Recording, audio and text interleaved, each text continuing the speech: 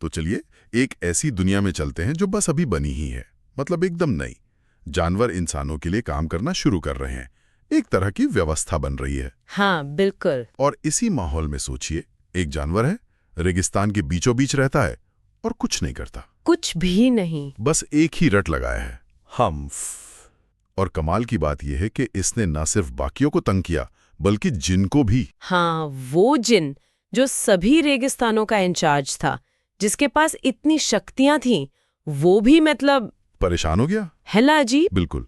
और ये कहानी जैसा हम चर्चा कर रहे हैं, ये रुडयार्ड किपलिंग की मशहूर कहानी how the camel got his hump का एक हिस्सा है। स्रोत है इट्स सो हैपेंड। हाँ, और जिन जैसा बताया गया वो एक ताकतवर आत्मा है, कोई भी रूप ले सकती है, अजीब शक्तियां हैं उसके पास। सही। तो आज हम सिर्फ कहानी नहीं सुनाएंगे, मतलब कोशिश ये है कि इसके पीछे के मतलब को समझें। बिल्कुल, किरदारों को देखें। हाँ, वो आलसी ऊंट, फिर वो मेहनती घोड़ा, कुत्ता, बैल, और वो जिन जो इंसाफ करने आता है। और ये कि ऊंट को कुबड़ मिला कैसे, क्यों मिला। और क्या ये कहानी आज भी मतलब काम, जिम्मेदारी, हमारे बर्ताव, इन सब पर कुछ कहती है? मुझे को लगता है बिल्कुल कहती है। चलिए कहानी के माहौल में चलते हैं। दुनिया बिल्कुल नई है, ताजी। हाँ, जानवर इंसानों के नीचे काम करना सीख रहे हैं, एक तरह का सोशल कॉन्ट्रैक्ट जैसा बन रहा है। अच्छा। और इसी टाइम पे ये ऊंट है, काम से बचने के लिए एक गरजते रेगिस्तान के बीचों बीच डेरा डाले हुए हैं। और खाता क्या है? लकड़ियां, कांटे, कंटीली झाड़ियां, मतलब एकदम अलग थलग। हाँ, मेन स्ट्रीम से बिल्कुल कटा हुआ। और उसका रवैया, किसी से भी बात करो, जवाब सिर्फ एक हम्फ।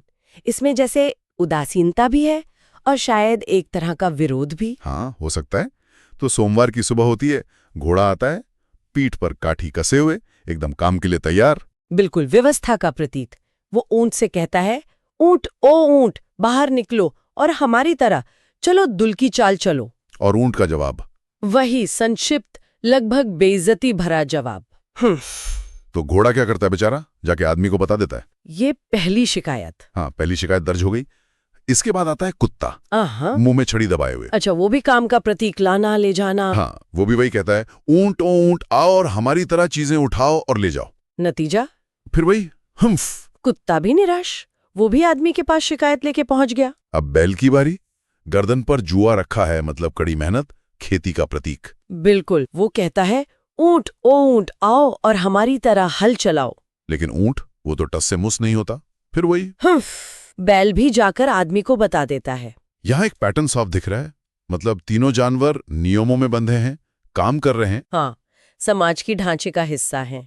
और ऊंट, वो इस सब से बिल्कुल बाहर, उसका हम्फ, एक तरह का पैसिव रेजिस्टेंस जैसा। निष्क्रिय प्रतिरोध। सही कहा।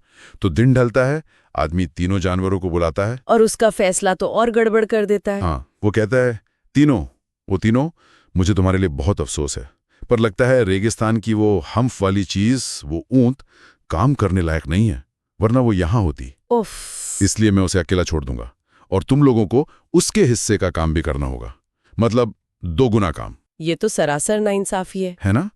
काम कोई और ना करे, सजा इन मेहनती जानवरों को। जाहिर है तीनों जानवर बहुत गुस्सा हुए होंगे। हाँ, स्रोत कहता है कि वो बहुत नाराज हुए और उन्होंने रेगिस्तान के किनारे एक पंचायत बुलाई। पंचायत, ये शब्द भी दिलचस्प है, जैसे कोई मीटिंग कर रहे हो। हाँ, जैसे कोई हल निकालना चाहते हो। और तभी कहानी में एक और मोड़ आता है, ऊंट आता है वहां। ओहो, और वो भी कैसे, एकदम बेफिक्र, जुगाली करता हुआ। और उन तीनों की परेशानी देखकर उन पे हंसता है। अरे, फिर अपना वही तकिया कलाम हम्फ कहता है और चला जाता है। ये तो सिर्फ आलस नहीं रहा, अब ये तो संवेदनहीनता है, शायद घमंड भी। बिल्कुल, दूसरों की परेशानी का मजाक उड़ाना। और इसी टेंशन वाले माहौल में एंट्री होती है जिन की। जिन, सभी रेगिस्तानों का मालिक, मतलब कोई हाई अथॉरिटी। हाँ, और उसका आना भी बड़ा नाटकीय है, धूल के बादल में लुढ़कता हुआ आता है। वाह। घोड़ा, जो शायद सबसे ज्यादा बोलता है, वो सीधे मुद्दे पर आता है, पूछता है जिन से, सभी रेगिस्तानों के जिन, क्या किसी का आलसी होना सही है? एक नैतिक सवाल पूछ लिया। हाँ, और जिन तुरंत जवाब देता है, निश्चित रूप से नहीं। अच्छा, तो जिन भी काम और व्यवस्था के पक्ष में है। बिल्कुल।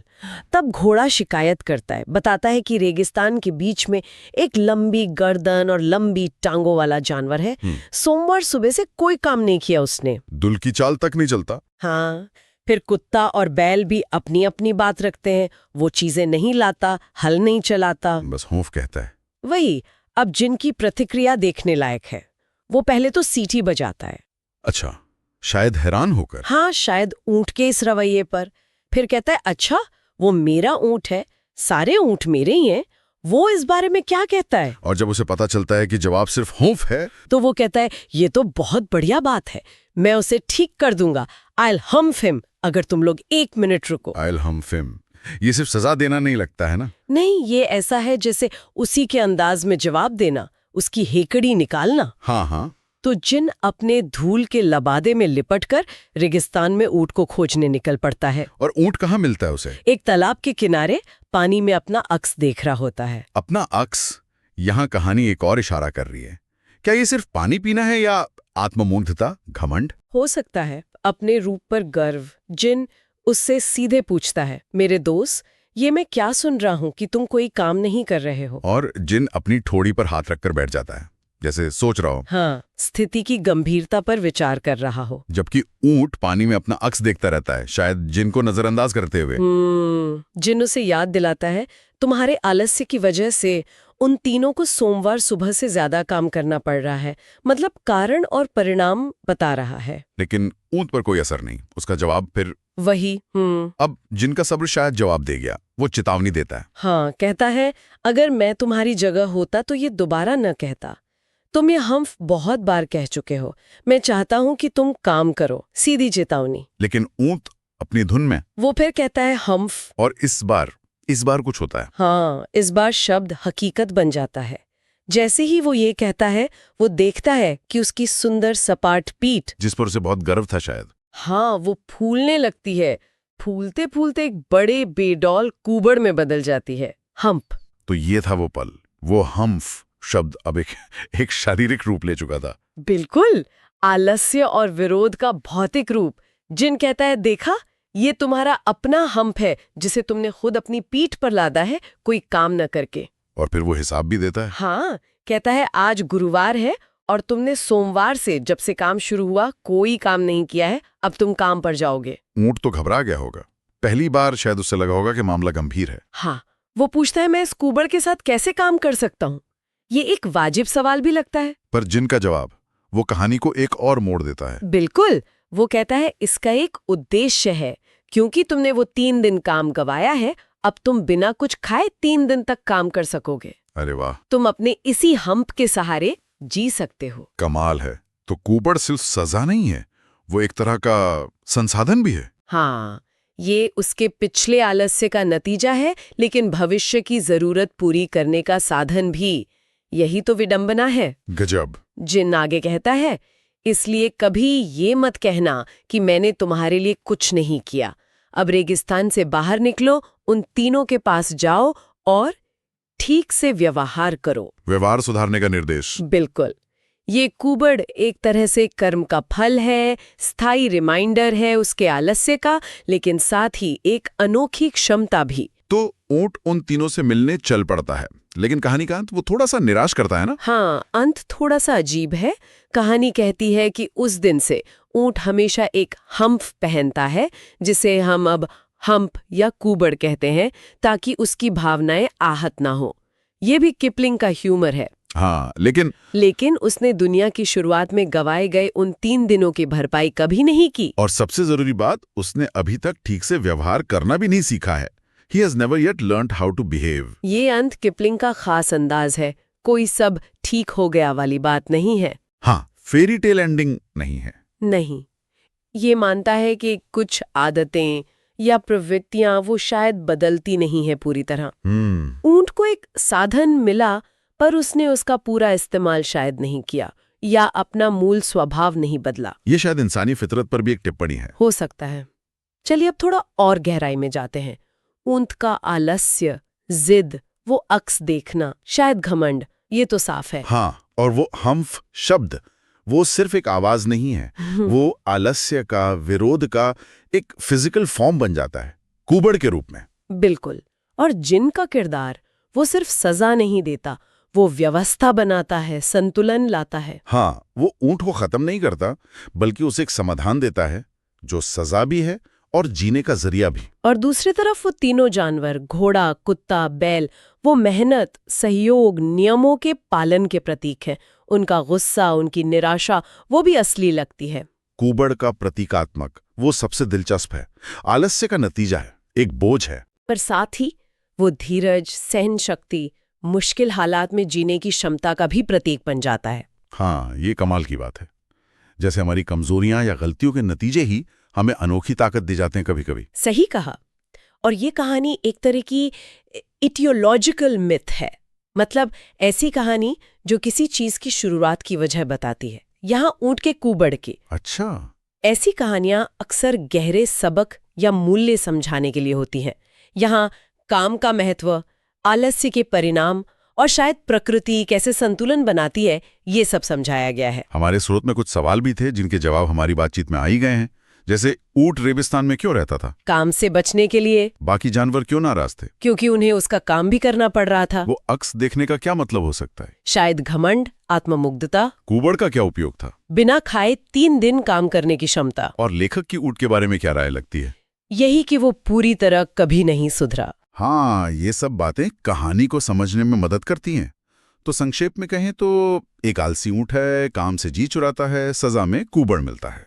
पर वो कुबड़ उसे एक अनोखी क्षमता भी देता है, हालांकि वो अपनी गलतियों से पूरी तरह सीखता नहीं। कहानी कुछ बड़े मुद्दों पर भी सोचने को मजबूर करती है। जैसे वो स्रोत के थिंक इट ओवर सेक्शन में है। पहला तो साफ है, वर्क एथिक। हाँ, कि समाज में हर किसी को अपना हिस्सा निभाना चाहिए।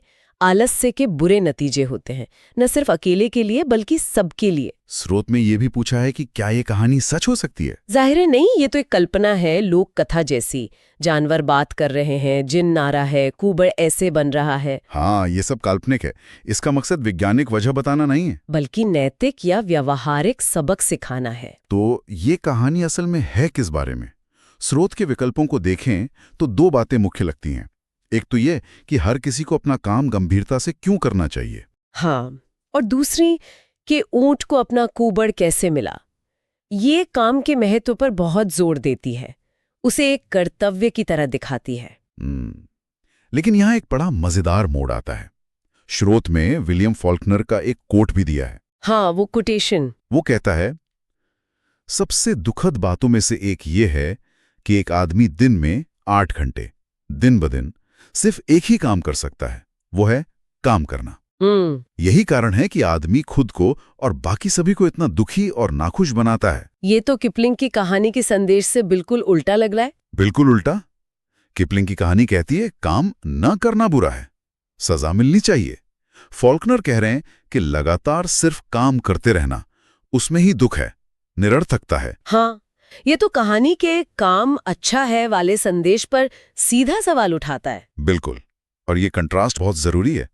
किपलिंग की कहानी शायद एक खास समय, एक खास समाज, ब्रिटिश साम्राज्य, जहां ड्यूटी, कर्तव्य पर बहुत जोर था, के नजरिए को दिखाती है। हाँ, उस समय का माहौल।